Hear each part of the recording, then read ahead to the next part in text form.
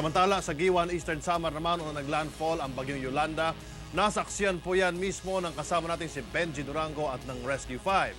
Sumilong sila sa isang restaurant at doon naranasan ang pinakamadilim na yugto sa buhay ng mga taga-Giwan. Narito po ang kanilang kwento.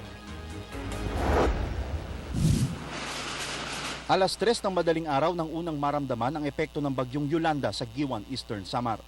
Kasabay ng buhos ng ulan, unti-unting inugoy ng malakas na hangin ang paligid.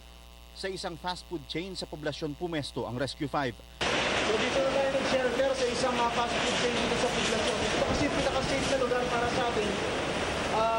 Medyo makakailag tayo sa mga debris na niliparan. Kasama namin dito yung mga crew ng fast food chain na ito. 24 hours silang open.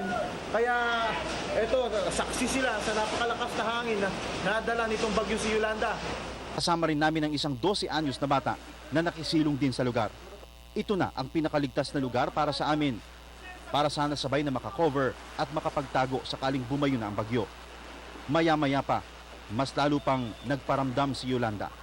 Sari-saring debris ang nilipad ng hangin patungo sa aming lugar. Ang aming kinatatayuan, bumibigay na.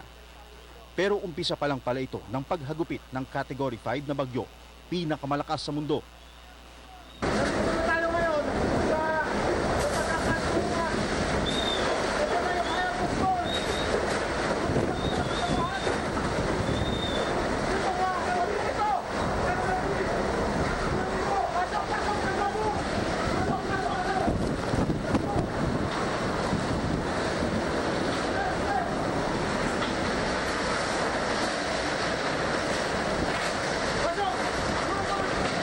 Dito na nagsimula ang pinakadi makakalimutang eksena ng mga taga-Giwan.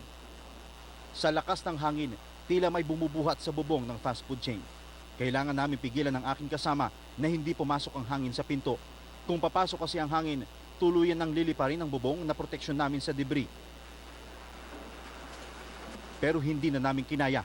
Pinagtago na namin ang mga kasama naming sibilyan. Nagtago kami sa isang stock room. Maya-maya pa, unti-unti nang winasak ng bagyo ang aming pwesto. Ito na ang pinakamatagal na 2 oras ng aming buhay habang humahagupit si Yolanda. Kinaumagahan, nang bahagyang tumila ang bagyo, maingat naming nilabas ang mga kasama naming sibilyan. In-evacuate namin sila sa isang mas ligtas na lugar. Dito na tumambad sa amin ang kalunos-lunos na sinapit ng Giwan. Dinurog ng hangin ang halos buong bayan. Maging ang aming crew cab at ambulansya natutulong sana sa rescue operation, nawasak din.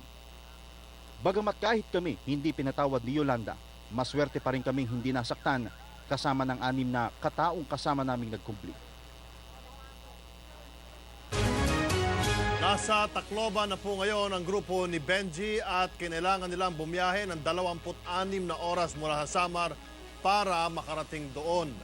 Ipinabaon din sa kanila ng ilang mga taga-Giwan ang mga